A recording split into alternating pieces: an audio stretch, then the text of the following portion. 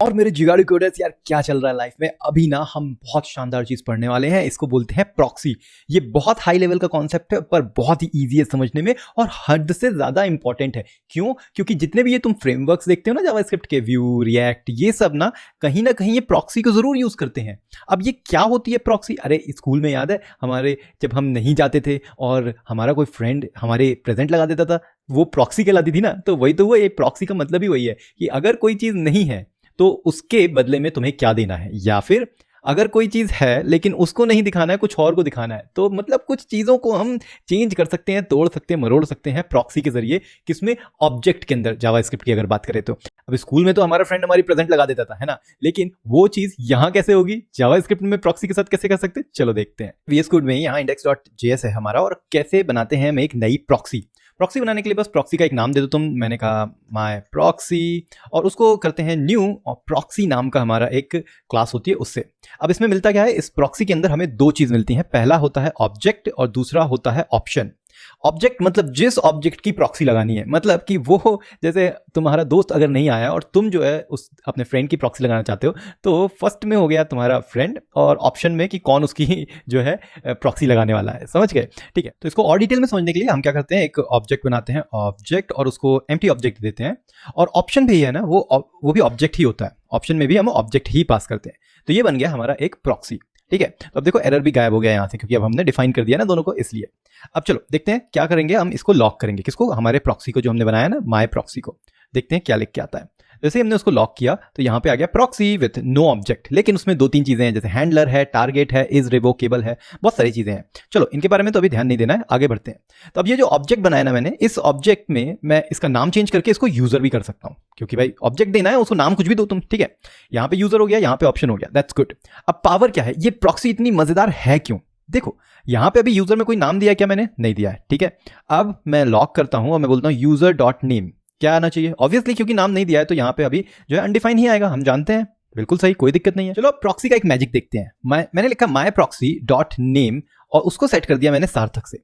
ठीक है, अब जैसे ही मैं सेव करता हूं इसको, तो देखो क्या होता है, यहाँ पे सार्थक लिख के आ गया। ऑब्वियसली यार ये तो सिंपल सी बात है ना। क्यों? क्योंकि प्रॉक्सी यूजर ऑब्जेक्ट को मैनिपुलेट कर देती है, चेंज कर देती है। तो जो भी मैंने प्रॉक्सी में चेंज किया वो यूजर में चेंज हो जाता है। अब यहाँ पे क्या कर रहे हैं हम, यूजर की वैल्यू गेट कर रहे हैं, है ना। अब सोचो कि अगर मैं यूजर में जाके नेम की वैल्यू चेंज कर दूं तो क्या होगा।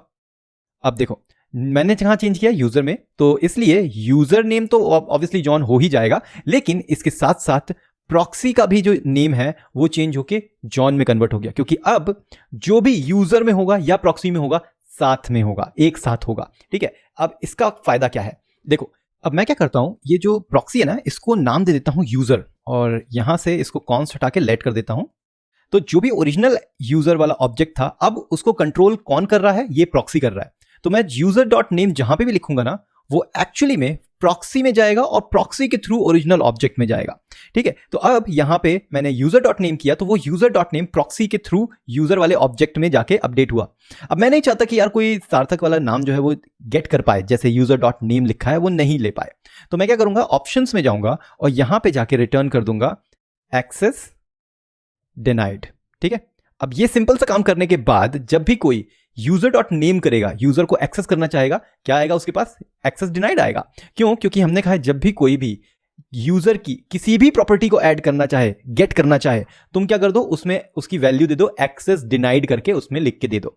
इसलिए जब मैंने कहा यूजर डॉट नेम तो एक्सेस डिनाइड आया, यूजर डॉट में कुछ भी लिखूंगा ना वो एक्सेस डिनाइड ही आएगा, क्योंकि मैंने गेट में, हर तरह के गेट में एक ही मैसेज रिटर्न किया है जो है एक्सेस डिनाइड।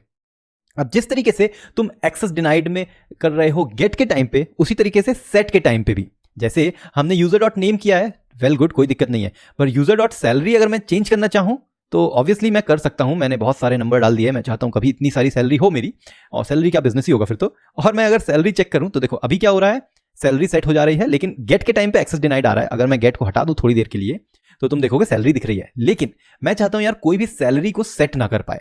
ठीक है, तो मैं क्या करूंगा, अब एक सेट वाला फंक्शन उठाऊंगा और उसमें रिटर्न कर दूंगा मैं फॉल्स।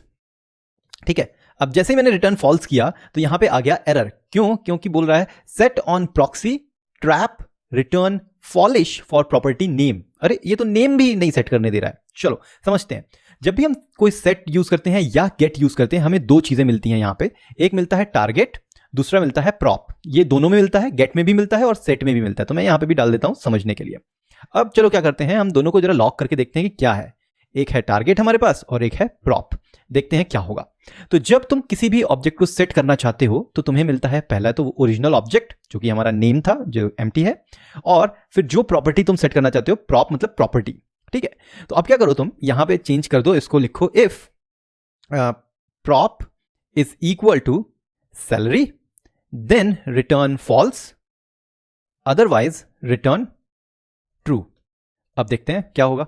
तो देखो यहां पे इसने लिख दिया कि प्रॉपर्टी वाइज सैलरी को तुम सेट नहीं कर सकते। अब इसमें नेम पे नहीं दिया एरर, इसने सैलरी वाले पे दिया। अगर सैलरी वाले को मैं कर दूं कमेंट तो देखो बाय डिफॉल्ट सैलरी है नहीं, तो वहां पे आ गया अनडिफाइंड, और अगर मैं नेम करता हूं तो नेम में सार्थक आना चाहिए, और अरे ये तो अनडिफाइंड आ गया। क्यों? क्योंकि देखो जब भी हम सेट कर रहे हैं तो ये सेट फंक्शन क्या बोल रहा है कि ठीक है अगर तुम सैलरी को सेट कर रहे हो तो मैं फॉल्स कर दूंगा, मैं सेट करने नहीं दूंगा, एरर दे दूंगा, और फिर उसके बाद तुम कुछ नहीं बोल रहे हो, तुम सीधे सीधे रिटर्न ट्रू कर दे रहे हो। अच्छा, ये सेट में हमेशा रिटर्न ट्रू चाहिए अगर तुम्हें प्रॉपर्टी को सेट करना है तो ट्रू तो कर रहे हैं, लेकिन प्रॉपर्टी की वैल्यू कौन सी सेट करना है नहीं पता भाई, तो चलो वो सेट करते हैं। तो हमने कहा ये जो टारगेट में जो भी हम वैल्यू को सेट करना चाहते हैं उसकी वैल्यू तुम लिख दो यहां पे जॉन।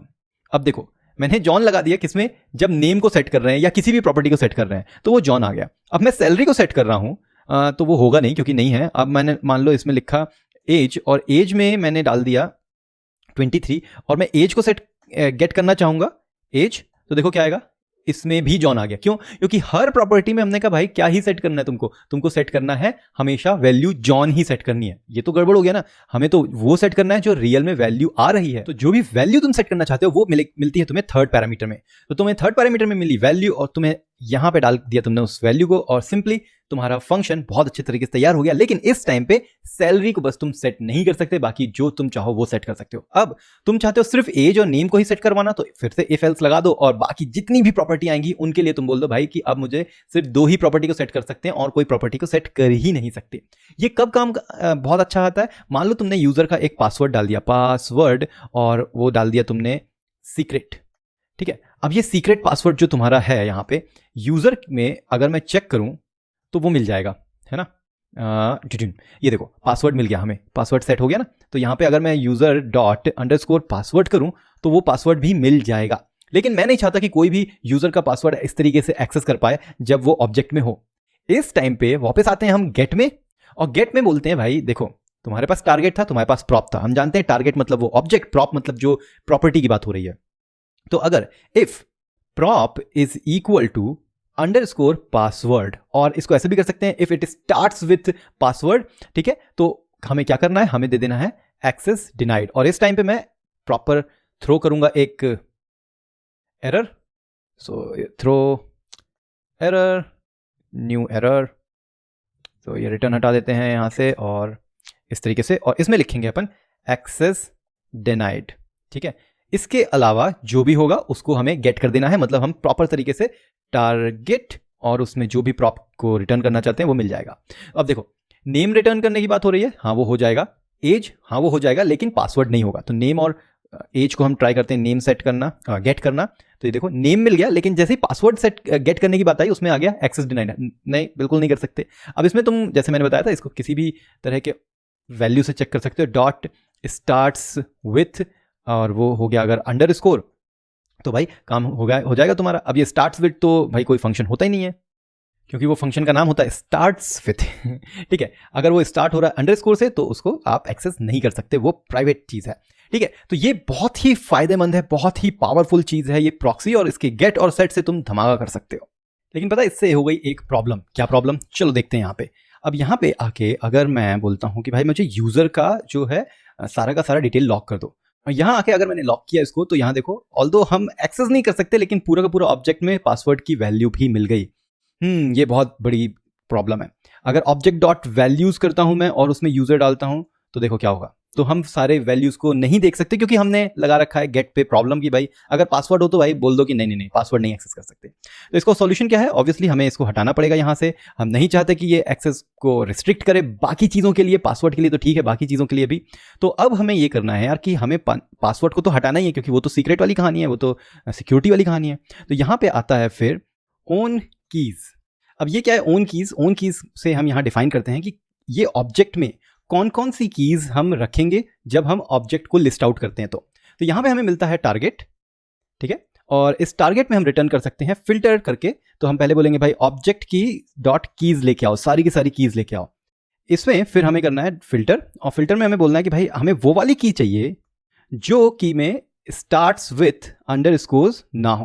तो हमने कहा कि भाई पहले तो ये जो टारगेट है मतलब ऑब्जेक्ट है उसकी सारी की सारी कीज दे दो, उसमें से फिल्टर वो कर दो जिसकी स्टार्टिंग अंडरस्कोर से नहीं होती है। तो ये हमने बैंक साइन लगा दिया ना, नहीं होती है। अब इसको हम करते हैं सेव।